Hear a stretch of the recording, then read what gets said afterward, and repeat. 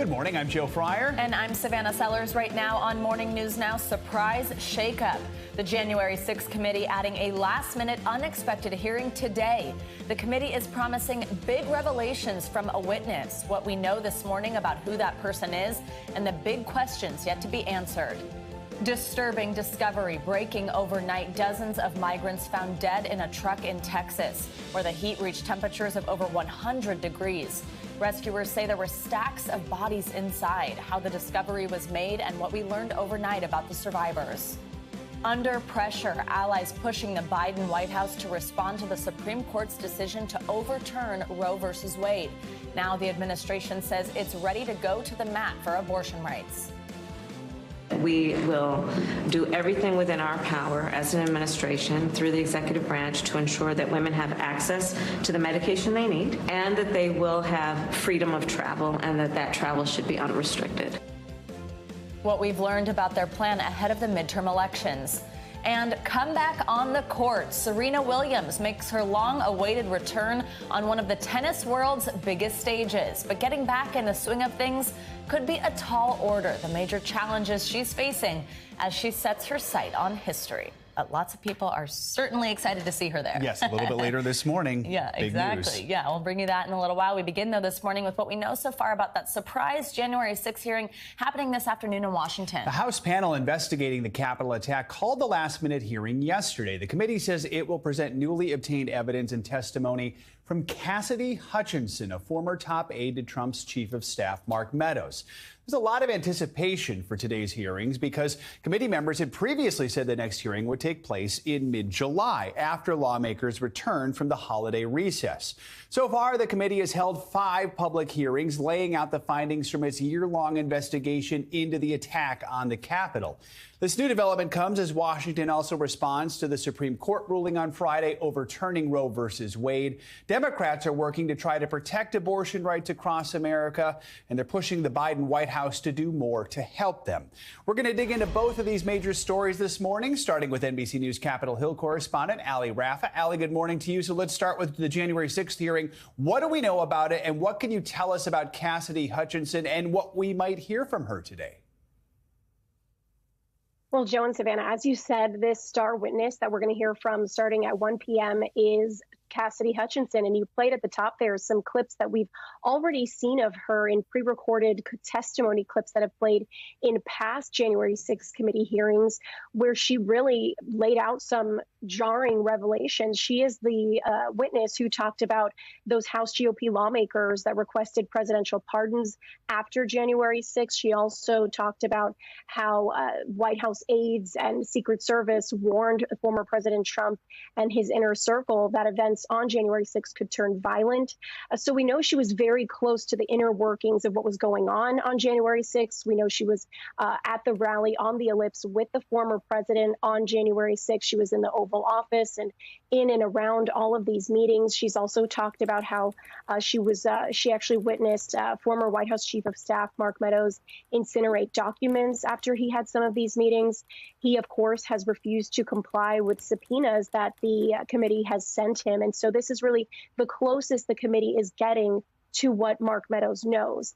Take a listen to what committee member Adam Schiff had to preview on Sunday about what we can expect in these next hearings. Listen here.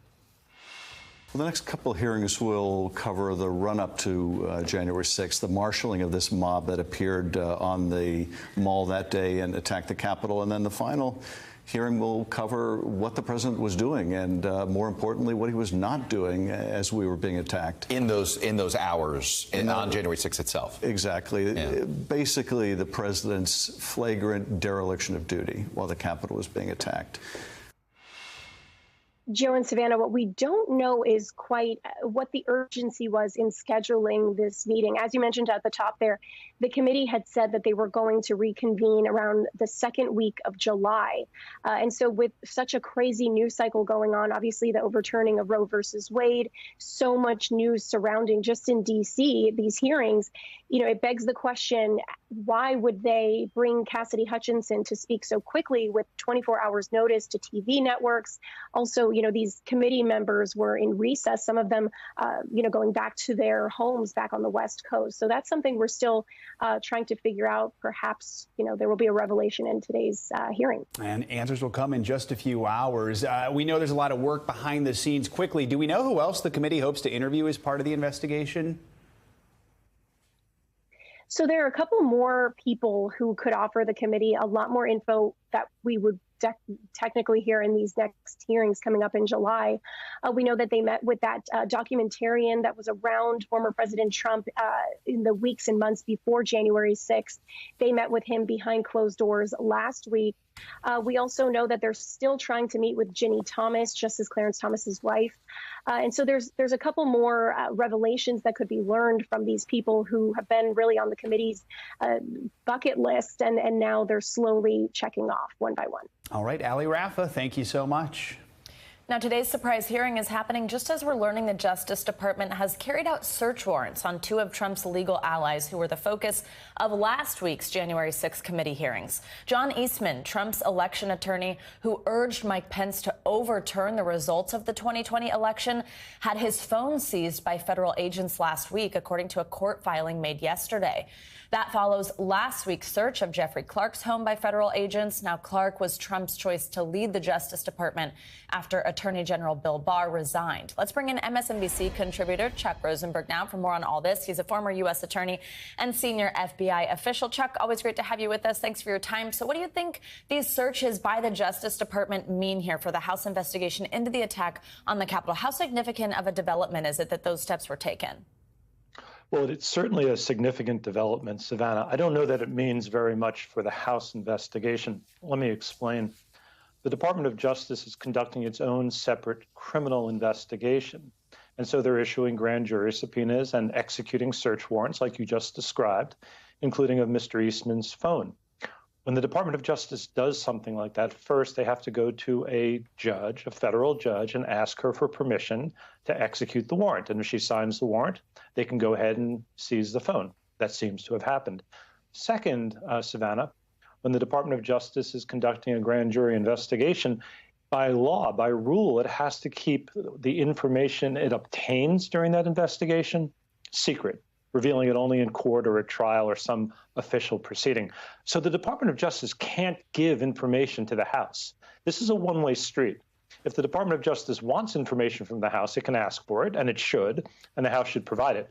But the Department of Justice can't give information to the House, and I think that's an important distinction. And Chuck, what do you make of today's surprise hearing? I mean, do you think there's any significance behind the fact that it was announced so abruptly? This wasn't on the schedule. We weren't supposed to be seeing this committee again for a few weeks. What do you think about that? Yeah, as Ali just reported, I think it's a huge maybe. You want to be very careful not to overpromise and underdeliver. Ms. Hutchinson's testimony has already been made public in part. One of her depositions was released in a court filing. And as you're showing now, we've seen excerpts of her testifying before the committee previously. Committee obviously believes it has something a little bit new and a little bit different and a little bit exciting. But I think you have to be careful here because we sort of know the contours, at least we think, Savannah, that we know the contours of Ms. Hutchinson's testimony. If it's really new and different, we'll see. All right, we will find out a little bit later today. Chuck Rosenberg, thank you so much. We'll have live coverage of this afternoon's hearing here on NBC News Now. That starts at 12:30 Eastern. We turn now to the Supreme Court, which issued another controversial decision Monday as it prepares to close out this historic term. The court ruled in a 6-3 decision that a former high school football coach had a right to pray on the field immediately after games. Joseph Kennedy claimed that the school district in Washington state violated his religious freedom after district officials told him not to pray so publicly after games. The Bremerton School District said it did not want to appear to be endorsing a religious point of view. NBC News legal analyst Danny Savalos joins us now. So, Danny, we've seen this issue come up in the past. Public school officials leading prayer is not permitted. They must remain neutral because there needs to be this separation of church and state. However, in this case, the Supreme Court sided with the coach. What was different here? This is an incredibly complicated issue. We often think of the First Amendment as just being about free speech or free expression, but the complexity of the First Amendment could fill 2 textbooks and take up an entire year of law school by itself. So in this case, the key was whether or not the coach was speaking on behalf of the government, which would make his speech much more regulable, I guess you would say, or was he privately praying by himself? Now, here's what's really interesting about this case, too, is that by the time you get to the Supreme Court, we're normally not talking about factual disputes. There are purely legal issues that the court decides. But this was a rare case where the facts were in dispute by the time it got to the court. On the one hand, the coach's way of framing the facts were that he gave a private prayer essentially by himself at midfield at the end of the game. But I mean, photographs submitted by the other side, by the school district, really counter that narrative, showing that the coach was kneeling or standing at midfield with students and players all around him, which really went to the issue of whether or not this coerced the students. At the end of the day, this was about the First Amendment versus the First Amendment, the rights of the coach versus the rights of the students to not feel pushed into having to pray.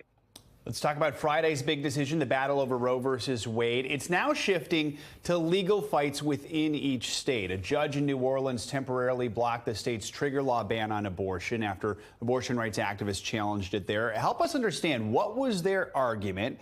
Now that there is this temporary block, what is next for the case there?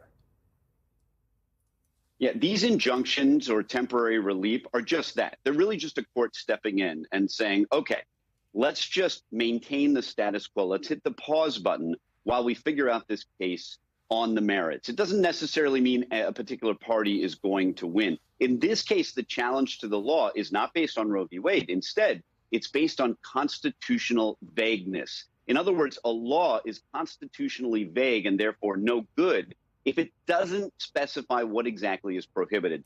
For example, if a city passed an ordinance saying, hey, you can't just loaf around or loiter on city grounds. Well, that's a little vague because it doesn't exactly tell us what is prohibited. And that's the basis of the challenge here to the Louisiana law. Doesn't mean they're going to win. It just means the coach is saying, well, there's enough here for us to say pause, and then we'll let this litigation run its course. So the Supreme Court still has to issue decisions for 4 more cases in this term, but really it's already issued the most anticipated opinions last week, the abortion one and expanding gun rights. So looking at these decisions, let's talk about what we can expect from future terms. Could we see even more seismic decisions? And do you think the court has maybe given some conservative lawmakers a roadmap for other hot-button issues? I think if you are a critic of the court in the last few days, it must feel like the court is basically always siding with its conservative principles. So it's an understandable criticism on issues of religion, abortion, otherwise, I mean, even guns. You could argue that the court has really moved in lockstep with its basically 6-3 conservative majority. So I think a lot of fair criticism of the court, at least in the last week or two of its decisions, not necessarily being right or wrong, but just that they have voted right along lines of conservative and liberal. So if you're concerned about the polarizing of the court, the last week hasn't looked that good for the court. All right, Danny, thanks so much for your analysis, especially during these huge decisions over the last few days. Appreciate it. Now let's get to the latest on the president over in Germany. Biden wrapped up the G7 summit this morning with a meeting with Chancellor Olaf Scholz of Germany, President Emmanuel Macron of France, and Prime Minister Boris Johnson of the United Kingdom before heading to the NATO summit in Spain. Now, that group has been key in the Western response to the war in Ukraine. Here at home, pressure is mounting on the Biden administration to take action following the Supreme Court's ruling that reversed Roe versus Wade. Democrats are calling for a response from the president. NBC News senior digital White House reporter Shannon Petty-Peace joins us now from Austria. Shannon, good to see you. So since the Supreme Court overturned Roe v. Wade last week, there's been a lot of talk about what, if anything, can be done at the federal level. And now Democrats have proposed that the Biden administration offer abortion services on federal lands. What's been the administration's response to that idea so far? Is there an option they're considering at all here? Well, the White House has essentially been downplaying this idea. This is something, as you mentioned, Democrats in Congress have been pushing. I've even talked to some outside advisors who have been pushing this idea, understanding that it could run into a lot of legal log jams, a lot of problems in Congress, but that it's something worth raising. The White House, though, doesn't appear to be moving in that direction, our reporting indicates. One of the concerns I have heard from people close to the White House is that if the White House was to say you can now provide abortions, let's say at VA facilities, for example, that could open up an appropriations fight with Congress over VA funding. Similarly, at federally funded health centers, the White House could make an argument that that could be a place where abortions could be provided, even in states where it is illegal. But then you get into the funding issue around the Hyde Amendment, which says federal funds can't be used for abortions. So there's a number of roadblocks that stand in the way of doing that. And at right now, it just does not appear to be something that the White House is seriously considering. At least that's what our reporting indicates at this point. So that might not seem to be something that they're seriously taking a look at. But after Politico first reported about this, a White House staffer then told NBC News that we should expect, quote, several relevant agency announcements that stand up for reproductive health care this week. Do we have any idea what those announcements might be, what that means? Well, the White House knows that this is obviously something very important to Democrats, and they are getting a lot of pressure from their base to do something, to take some action on this. For months, the White House was looking into what they could do. There is a sense, based on our reporting, conversations I've had, that they've really done the bulk of what they can do. There was a letter, for example, yesterday from HHS reminding providers in the Obamacare program that they have to provide contraceptive services if they are part of that insurance program, for an example. The White House has talked about wanting to ensure that there's access to abortion pills or other emergency contraception. But we're not getting a sense that there's going to be any big policy shifts or changes coming from the White House, despite the pressure that they are under from Democrats, and that any announcements coming are really going to be things on the margin for the time being. And Shannon, there is this growing frustration among Democrats because nothing's been done. What's the Biden administration's sort of general response to that frustration? Well, I mean, it has been interesting because, as you noted, the president is here in Europe talking about Ukraine and Russia and China, the global economy. We have not heard from him at all on abortion in this meeting. A reporter shouted a question at him during a photo op about whether abortion had come up at all in these leader meetings, and he essentially said no.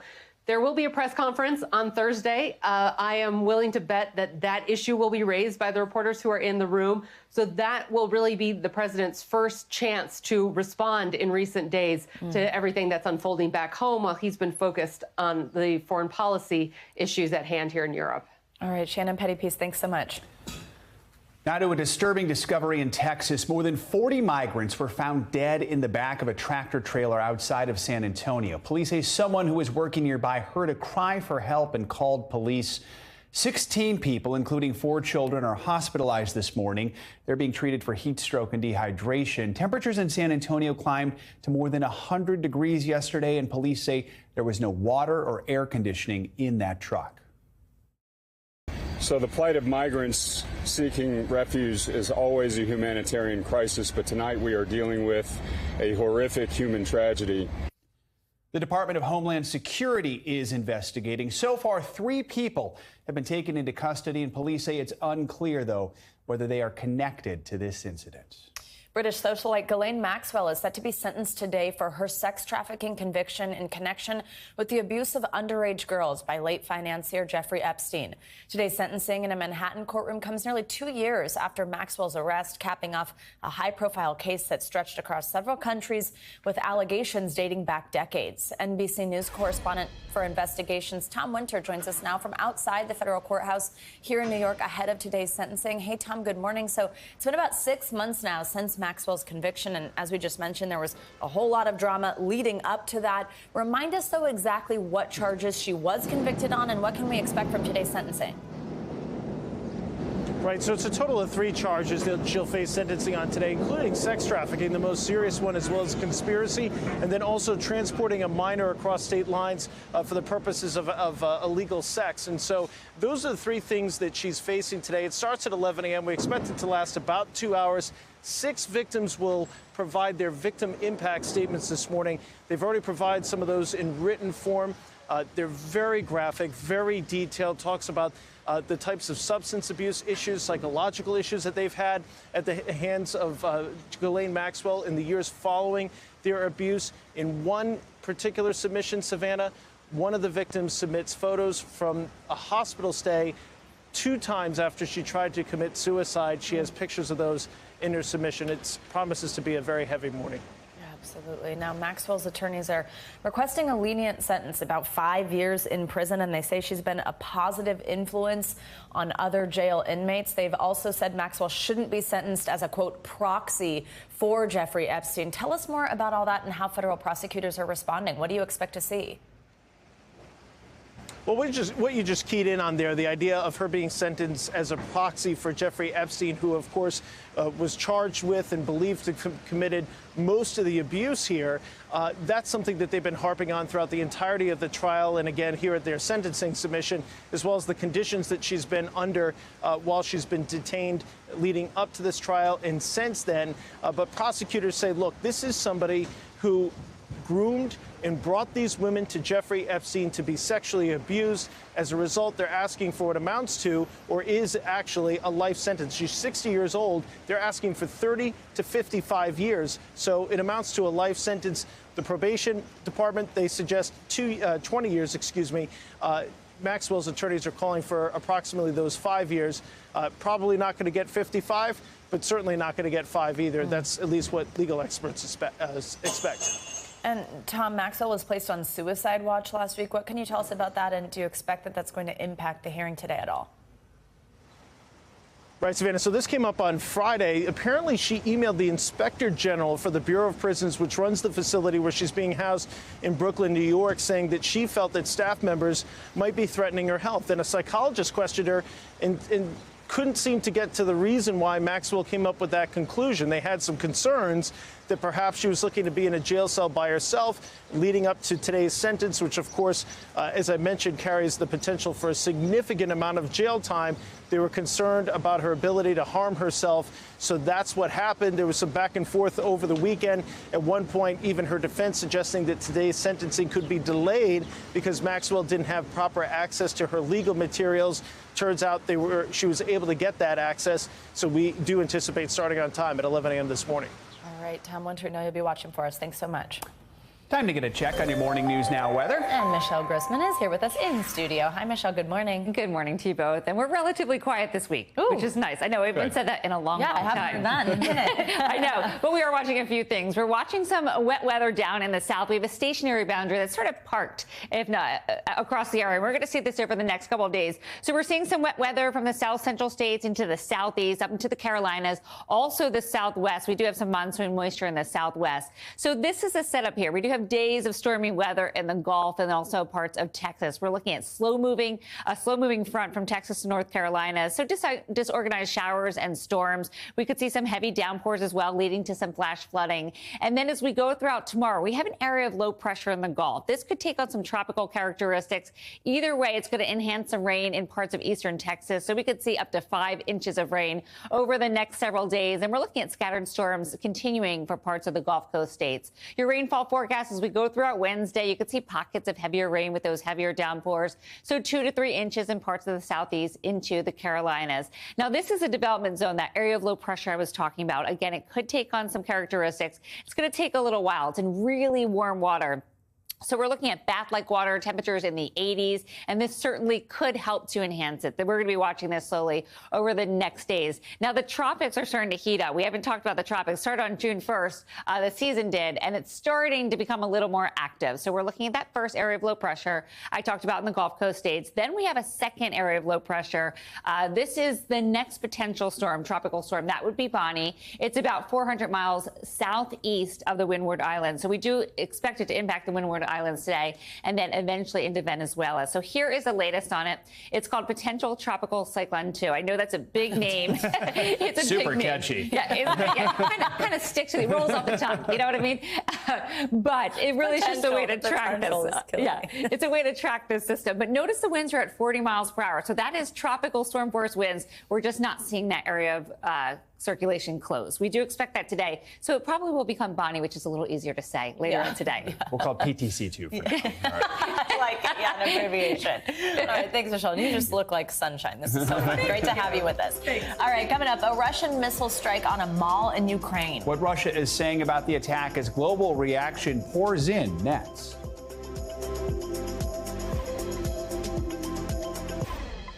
We're back now with the latest on the war in Ukraine. Rescue operations are underway after a Russian missile strike hit a shopping mall in the central city of Kremenchuk. Ukrainian officials say at least 20 people were killed in yesterday's strike, with dozens more injured. President Zelensky called it, quote, one of the most defiant terrorist attacks in European history. G7 leaders condemned the strike, saying, quote, indiscriminate attacks on innocent civilians constitute a war crime. Russian President Putin and those responsible will be held to account. NBC News correspondent Ellison Barber is in Kremenchuk for us at the site of this morning. Hey, Ellison, so tell us, what's the latest on the ground where you are? How are rescue operations going? Hey, Savannah, you can see it is still very much an active scene right now. We have watched all morning as crews have tried to remove particularly the larger pieces of debris, looking for some of the people still missing. At least 40 people have been reported missing by their families. They're also going through all of this, trying to collect evidence. They have a table where they've sort of laid out fragments of missiles that struck this shopping center. Officials here, they tell us 2 missiles struck this building yesterday afternoon, one of them sort of hitting over in this area, another coming in through this area right down here on the left. I was just speaking with a local politician here, and he described this area, this shopping center, as sort of something akin to a Walmart. He says there was a big kind of supermarket, shopping, grocery store type area, in addition to a number of smaller stores. At least 20 people have been confirmed dead as of right now. Close to 60 said to be injured. At least half of them wound up in the hospital. We just watched as through this area, rescuers came through with 2 dogs, seeming to search for something in that area. We were told that an electronics store was over there and that they believe a good portion of the victims were people who worked at that electronics store. Savannah? And Allison, what have we heard so far from Russia on the attack? So Russia's Ministry of Defense claims that they struck and were targeting a factory nearby this shopping center, a factory that they claim was housing weapons given to Ukraine by the United States and Europe. They say that once their missiles hit that factory, that then those munitions detonated and caused a fire at this shopping center. They claim that this was an inoperable, not open shopping center, which from the number of victims from everyone we've spoken to here is very much not the case. I mean, in the video from the scene when this happened, you could see people just flocking out of this area.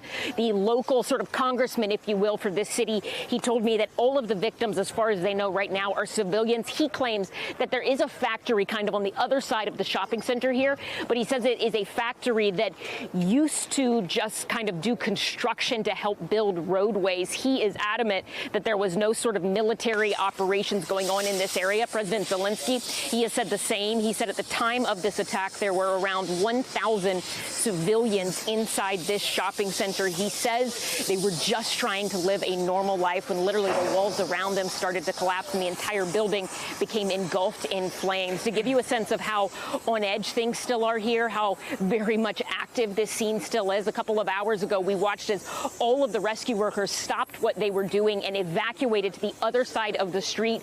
We did the same because there was an air raid siren going off and we had to back up into an area sort of between 2 buildings because there was concern about a potential additional strike in this area. Savannah? All right, Ellison Barber, just heartbreaking to hear some of those details. Thank you so much, and please stay safe. Let's talk more about the situation in Ukraine and bring in former ambassador to Ukraine, John Herbst. He is also the senior director of the Atlantic Council's Eurasia Center. Ambassador, always good to have you with us. Let's talk about what we were asking Ellison about right there. Your reaction to this attack in Kremenchuk. What does this strike, along with the one in Kyiv over the weekend, tell us about Russia's strategy here? This is sadly nothing new. The Russian military, since this war began, has targeted civilians as an effort to terrorize the population into accepting Putin's demands. They did this in Chechnya.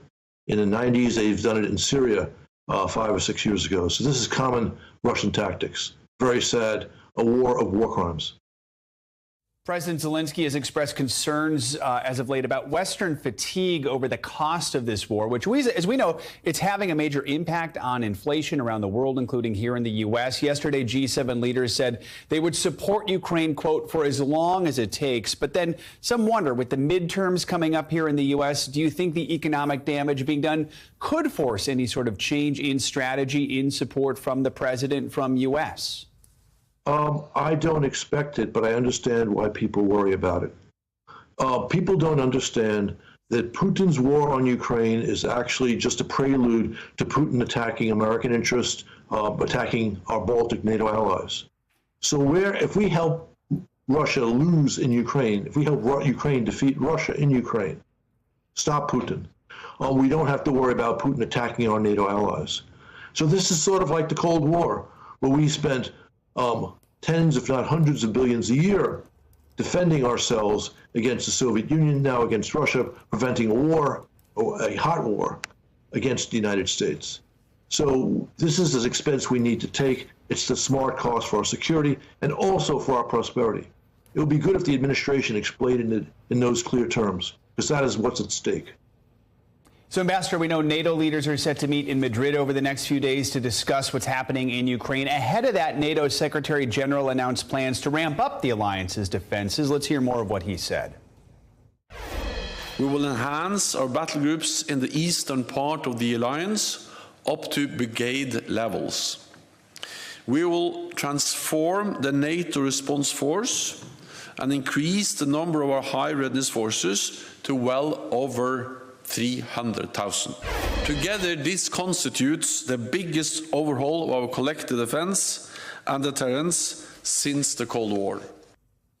So as you hear there, this is a pretty major overhaul by NATO. How concerned are you that this move could provoke Russia further? We know NATO expansion really was one of the main reasons that Moscow cited for invading Ukraine in the first place. It's very simple. Russia, or Putin, I should say, is provoked by weakness, not by strength. So adding to our forces in Eastern Europe near the Russian border will decrease the possibility of Russian aggression against NATO. So this is a very smart move. This comes back to the point I just made, that NATO is preparing for a long-haul conflict with an aggressive Russia. And that's absolutely essential. This will cost some money, but it'll save us money and lives in the long run. Ambassador Herbst, as always, thanks so much for your analysis. We appreciate you joining us this morning. Pleasure. And coming up, more of our coverage of abortion rights in America. Up next, we're going to take you to Texas and go inside what's known as a crisis pregnancy center. And we'll introduce you to the women who say change is needed.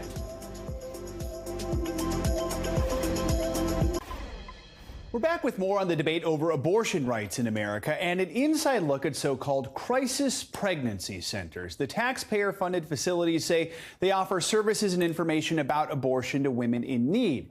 But critics say they spread misinformation. NBC's senior investigative and legal correspondent Cynthia McFadden tells us what happened when two of our producers went inside. We're heading to a crisis pregnancy center in Texas, one of more than 2,500 in the country. They say they provide free services and abortion information for pregnant women. What they don't say is that they're often affiliated with groups supporting abortion alternatives. Is it in here? To learn more about what happens inside, we sent in two NBC News producers to ask for pregnancy counseling. At a center in the Dallas area, a volunteer told our producer they don't offer abortions, adding abortions can cause infertility. When asked about the abortion pill, the volunteer said, "My job is not to scare you. You never get over seeing that baby." She then pointed to a small plastic model like this, saying, "Can you imagine one of these in your panties?" Oh my gosh. Okay. Yeah, so as a taxpayer, this is infuriating. A horrible thing for a woman to be told, and medically totally inaccurate. Yeah, and as a nurse, as a mom, you totally shocked me with that. It's a lie, and it is shaming, and it is grotesque. Texas State Representative Donna Howard, a Democrat, found an unlikely ally in former Republican State Representative Sarah Davis. They're calling for these nonprofits to be regulated and demanding accountability for a program called Alternatives to Abortion, which helps fund crisis pregnancy centers. In Texas, they outnumber abortion clinics 9-1. When I say alternatives to abortion, what is the first thing that comes to mind? Waste of money, waste of taxpayer dollars, lack of accountability, and actually no metrics that indicate that it has anything to do with averting abortions. It's just a program to make Republicans feel good, like they're doing something to help women. Does it help women? No. The program will cost Texas taxpayers $100 million over the next 2 years. This is probably the only program, at least that I'm aware of, where the legislature basically writes a blank check without knowing what they're getting. While some of the centers provide free services like diapers, ultrasounds, and STD testing, none of the Texas facilities are licensed medical providers, though some women report believing that they are. At another center our producers visited near the border, a female staffer implied abortions can cause cancer and infertility. She then played a video saying they also cause mental illness. All of that categorically false. Alternatives to Abortion in Texas has also received federal tax dollars, $45 million over the last 15 years, money intended as temporary help for needy families. These are desperate people who need these funds, and instead it's going to a program that provides things like pamphlets, that provides some classes. Would you go so far as to say that in some instances they are actually committing fraud? Yes. Yeah. They point to the misinformation and a case currently being investigated in which state funds from the program were allegedly used by the president of a center to buy land for hemp production. Who's to blame? Well, the legislature. Yes, but the leadership that we have in this state has pushed an agenda that has made it impossible to have any real dialogue about what is really going to make a difference in the lives of these women and their families. That was Cynthia McFadden reporting. Neither the Texas governor nor the lieutenant governor responded to our request for a comment, but the Charlotte Lozier Institute, an anti-abortion rights group, told us that the centers provide a vital function and have a satisfactory rating of more than 95%. Now it is time for our weekly mental health check-in, and we're taking a closer look at the link between the issue of abortion and mental health in light of the Supreme Court's decision to overturn Roe v. Wade. We also want to tackle some of the emotional baggage that might be weighing you down. We have some tips on how to be a supportive friend without feeling mentally drained yourself. Yeah, let's bring in Sherry Botman for more on this. She's a trauma therapist and author of Thriving After Trauma. Hi, Sherry. Good morning. Thanks for joining us. So let's start with the Supreme Court decision here to overturn Roe versus Wade. Now, it's an issue that's divided the nation. People feel very strongly on both sides of this issue, but we've covered the fact that statistically there are physical risks that can come once abortion is made illegal. What do you think about the mental health impact here? The mental health impact is profound. The shame, the anger, the feelings of being inferior and not being able to make a choice about one's body, especially after somebody has been sexually assaulted, or for survivors of incest. We are going through such challenging times, and the only thing I can think about right now is we need to take our feelings of rage and anger and we need to turn it into positive action and speak up. We need to talk now more than ever. So this has been an especially hard news cycle for many people, not just because of this story, but so many stories as of late. It can be even harder to emotionally support loved ones when our empathy tanks are running low. What are some of the ways we can make sure that we're present, that we can offer support without also depleting ourselves? Yeah. I think this is such a struggle for so many people, especially during times like these. We don't want to have to look at our own feelings. So sometimes we do end up overextending ourselves and not really keeping in mind what our boundaries need to be. The best advice I can give is you need to try and ask yourself, am I giving myself what I need so that I can then go out there and help my friends and be there for my family? If we keep focusing on everybody else and what they're feeling, and we try to make everybody else feel better, we aren't going to be able to get out of bed in the morning. So be very clear with yourself about the fact that when you choose to take care of yourself and give yourself some space, you actually will have more to give your friends moving forward. Finally, Sherry, let's end with something else that can maybe fill our tanks up a little bit. Dogs. Recent data from the BARC program, which is just an awesome name, at the University of British Columbia shows that online therapy sessions with dogs involved can be just as effective at reducing stress as actually being with the dog in person. Why do dogs have this impact on us? Why is it important for students to have access to programs like that to help manage stress? Walk us through exactly what the benefits are here. I can't tell you how many people I've met through COVID that have turned to animals, dogs, cats for therapy. What I notice, and I see this a lot in therapy, people have their pets with them. I notice that people are going online and watching videos of pets or engaging in different types of pet therapy because it's happy.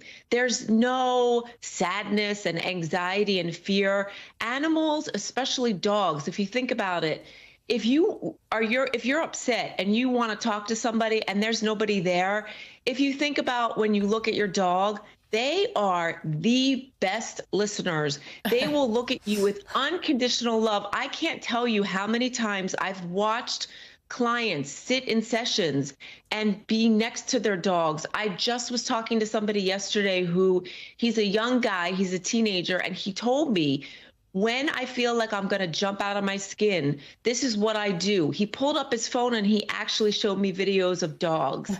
It's the best thing ever. And you know what? There's nothing better than a pet, especially when we're feeling like we're going to lose our minds. Yeah, that's good. And all they want in return is a little scratch behind the ear. Yeah, so exactly. it's a good exchange. Oh, yeah. That's Sherry Botland, thank you so much. Very sweet. Coming up, summer means it's time to sit back and unwind, but historic heat waves are putting lives in danger. Yeah, but for some workers, it's unavoidable. Up next, we'll show you the new tech being used to keep them safe after the break.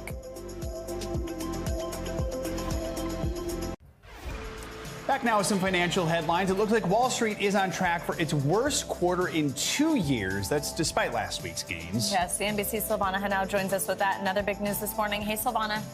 Hey guys, good morning. Yeah, so Wall Street is looking to reverse yesterday's modest losses. Investors continue to rebalance their portfolios ahead of the end of the quarter on Thursday. The S&P 500 index is down nearly 14% in the second quarter, on track for the worst period since the first quarter of 2020. In focus today, reports on home prices and consumer confidence. Confidence likely fell again this month as Americans' views have worsened due to the drop in stock prices and surge in gas and food prices. Amazon is planning to hold 2 Prime shopping events this year. The company is reportedly scheduling a Prime Fall Deal event sometime in the fourth quarter. A notice to sellers seen by CNBC instructs them to submit limited-time lightning deals by July 22nd. The fall event could help drum up sales for Amazon and help retailers clear out excess inventory as inflation squeezes shoppers. Inflation is impacting 4th of July celebrations, with consumers paying even higher prices for favorites such as meat and beer. A report by Wells Fargo finds the cost of hosting a gathering for a group of 10 will be about 11% more than last year. Prices for grilling staples, fresh ground beef, and hot dogs are up about 12%, and hot dog and hamburger buns are up 10%. Now, beer could be one of the steepest expenses, with prices up nearly 25% from last year. A recent survey by Wallet Hub found more than half of Americans say inflation will affect their 4th of July plans, guys. All right, Wow. you have to drink a little less beer, maybe split those hot dogs in half. Expensive buns. There you go. Exactly. All right. Thanks, Silvana. Thank you. Millions of Americans are once again facing heat advisories, with the heat index in some areas reaching triple digits. Yeah, we've seen just how deadly this extreme heat can be, but for some workers, that intense summer weather is unavoidable. NBC News correspondent Sam Brock reports on new efforts to help keep them safe using state-of-the-art technology. In April, OSHA unveiled a brand new program spotlighting heat exposure. Now, it's offered for free in all 50 states, but here in Alabama, they're testing out brand new technology. This is the heat index right now is approaching or exceeding 100 degrees, and the dangers of working outside might be more pressing than you think. In Alabama, the temperatures topped 90 degrees as employees at Tuscaloosa's Black Warrior Brewing lug kegs and set up pallets of cans in the scorching sun. But now they're equipped with a new tool, wearable arm tech that displays your core temperature. You're wearing the armband. Yep. What does that measure? It measures our heart rate, our exertion level, and our core temperature. Knowing that 106 degrees is the point when the human body starts to break down and heat-related illness sinks in. Could this have prevented something more serious from happening? Absolutely. I've seen a lot of serious stuff happen in a lot of heat incidents.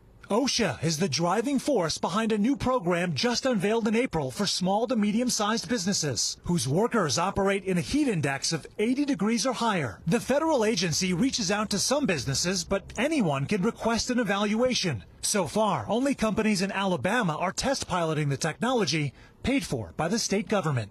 These are important programs because a lot of things such as heat illness can be prevented, but that requires education.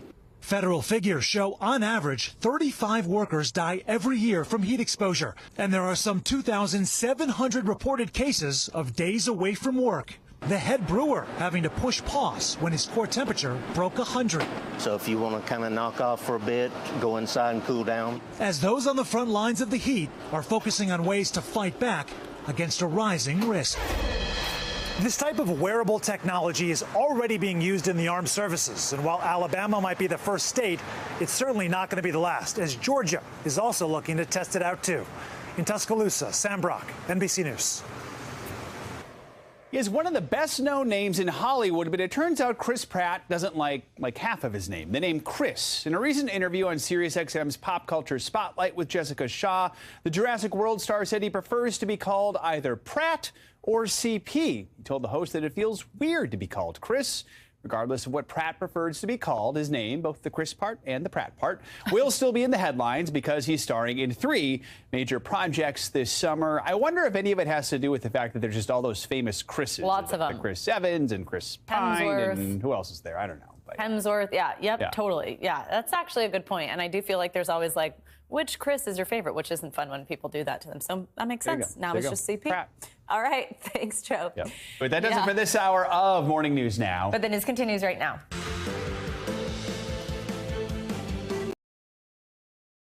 Thanks for watching our YouTube channel. Follow today's top stories and breaking news by downloading the NBC News app.